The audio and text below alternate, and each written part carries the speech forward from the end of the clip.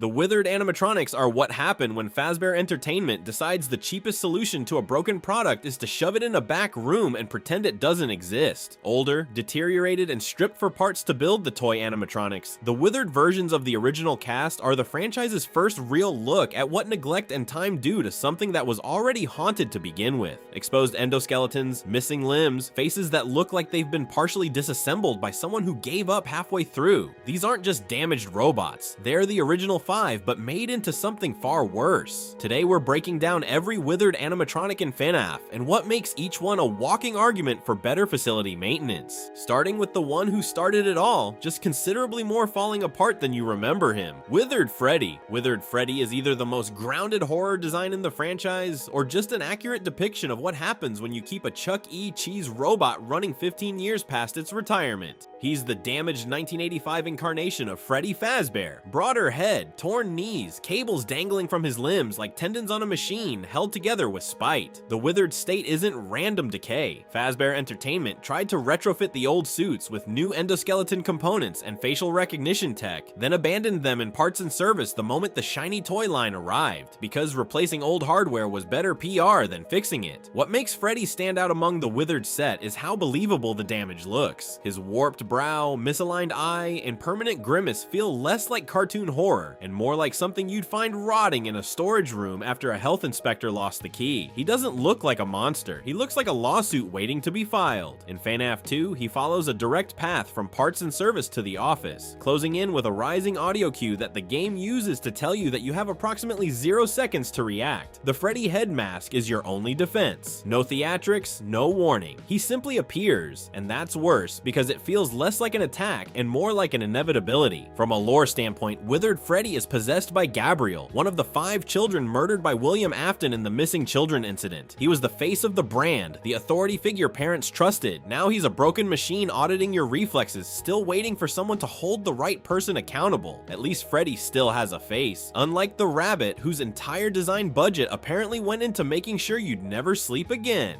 Withered Bonnie. Withered Bonnie is either the most visually iconic animatronic in FNAF 2 or a walking design nightmare that should have stayed in parts and service, and I can prove it's both. Consider what you're actually looking at when he steps into frame. His face is almost entirely missing, not damaged, not weathered, gone. Only the lower jaw remains, leaving a dark cavity of wires and a glowing Endo 02 skull staring out from inside the hollow mask. His left arm is torn off completely at the shoulder, his suit fabric shredded across his legs and torso, giving him a permanently lopsided silhouette. He looks like something that was supposed to be decommissioned years ago, but keeps showing up in your office anyway. The damage reads as surgical rather than random decay. Phone Guy mentions the company spent a fortune on facial recognition tech for the new animatronics, and the withereds were kept around for parts. So Bonnie's face was probably removed by a technician who clocked out at 5 p.m. and never came back to finish the job, leaving him faceless forever. Great. That's also a thing that happened. His roots take him through the main hall before he diverts into the left air vent, where he can materialize in the office with almost no warning the moment the monitor drops. You lower the camera to check on Foxy for 1 second, and there he is, towering over the desk with the endo eyes glowing from the hollowed mask. In Ultimate Custom Night, he makes darkly self-referential jokes about not having a face. The game itself treats his mutilation as his defining trait. When he kills you, he doesn't say anything threatening. He just comments on the missing face, as if that's the entire joke. He's possessed by Jeremy, one of the 5 missing children incident victims, a child reduced to rage, haunting a suit that doesn't even have the decency to look like what it used to be. Just a skull wrapped in blue fabric and fury. But if you think one faceless rabbit is disturbing, wait until you hear about the one with her mouth forced permanently open, Withered Chica, both arms missing from the elbow down.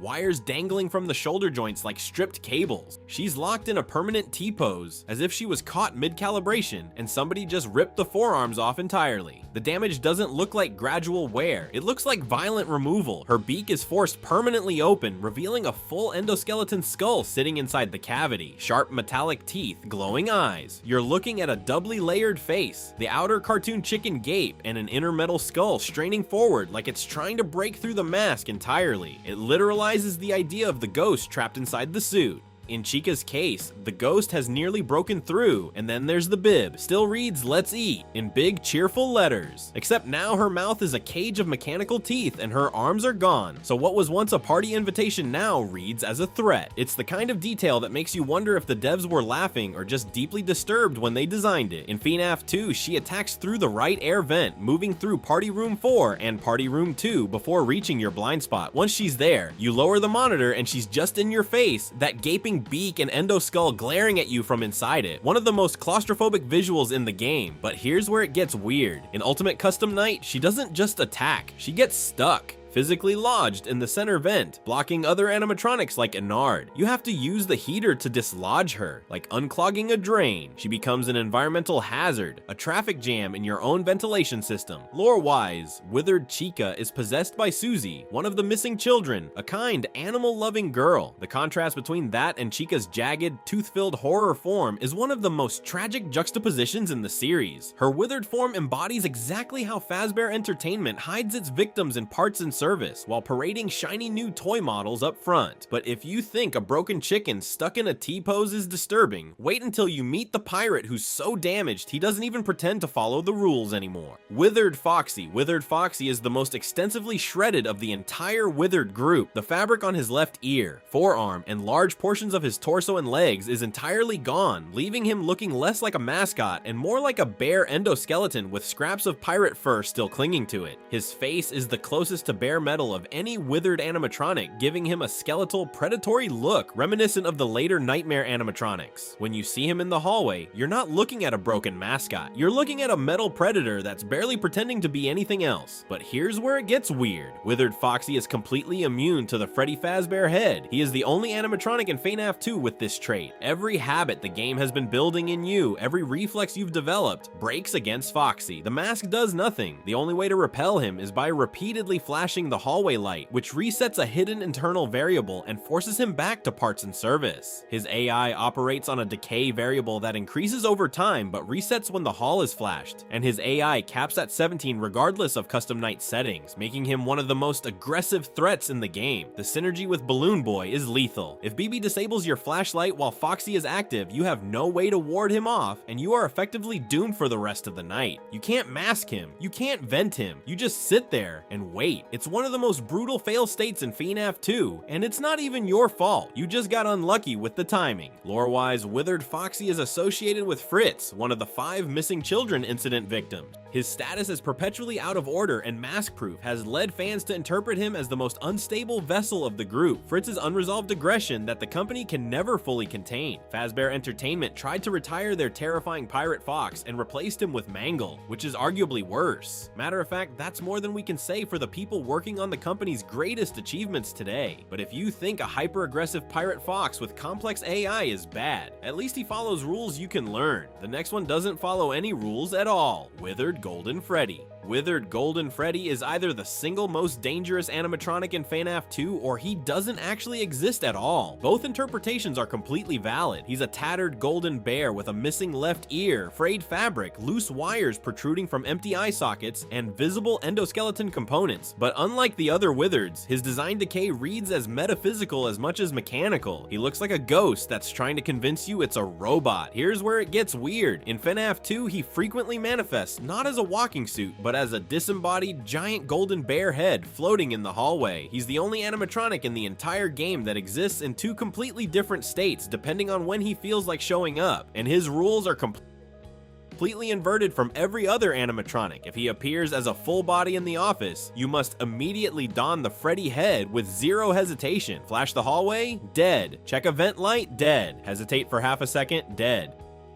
But if his head appears floating in the hallway, you must not flash the light on it, or he attacks instantly. The game has spent 5 nights conditioning you to flash that hallway constantly to manage Foxy, and now it's telling you that exact reflex will kill you. This creates the game's most dangerous cognitive trap on night 6. You've been trained to spam the flashlight. Foxy is extremely active. You lower the monitor, see something in the hallway, flash the light out of pure muscle memory, and Withered Golden Freddy's floating head fills the screen. Game over. You didn't fail mechanically. You failed because you recognized the wrong pattern. He is only guaranteed active on night 6 and custom night when his AI is set above 0, with a small chance of appearing on nights 2 through 5. Low frequency but lethally unforgiving. He doesn't show up often, but when he does, he punishes you harder than any other animatronic in the game. Lore-wise, he is primarily associated with Cassidy, the vengeful spirit among the missing children incident victims. Theories place his original suit in a Fredbear's Family Diner era predating even the 1985 location, with FNAF 2 representing moments when Cassidy's spirit, powerful enough to manifest independently of hardware, sporadically reacts to William Afton's renewed killings in 1987. His presence in the Happiest Day minigame positions him as the focal spirit of the franchise's unresolved missing children storyline. The most decrepit, supposedly discarded mascot who reasserts himself with more force than any of the others. He doesn't follow the mask rule the same way, he doesn't follow the flashlight rule the same way, and he doesn't even consistently exist as a physical object. Whether he's a real robot, a hallucination, or a vengeful ghost has never been definitively answered. And that ambiguity is the entire point.